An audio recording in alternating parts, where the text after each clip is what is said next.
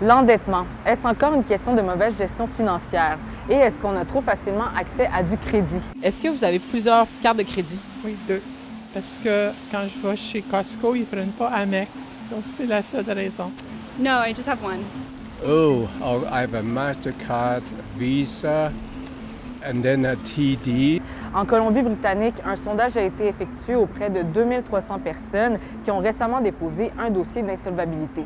Résultat, la mauvaise gestion financière n'est plus la cause principale de l'endettement. En 2025, c'est plutôt l'utilisation du crédit pour des dépenses essentielles comme la nourriture, le logement ou le transport qui arrivait en tête. Now it's almost 30% of people are saying, not that I did anything wrong, I was doing the best that I could, but the cost of living just outstripped my ability to make ends meet.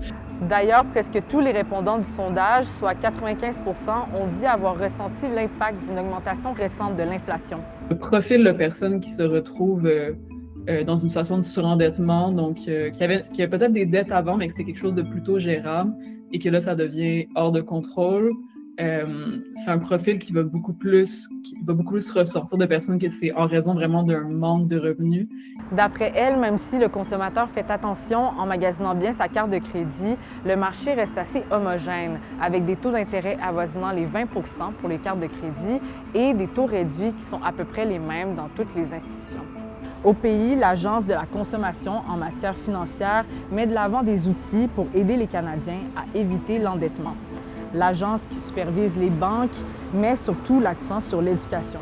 Dans un monde idéal, ça peut pas nuire l'éducation financière. Mais le problème, c'est que ça fait une trentaine d'années qu'il y a de plus en plus d'initiatives en ce sens-là. Et manifestement, ça ne semble pas avoir les effets escomptés parce que le ratio d'endettement est en augmentation constante. D'après les recherches, les effets des politiques d'éducation financière sont limités, surtout quand les consommateurs sont confrontés à un manque de revenus.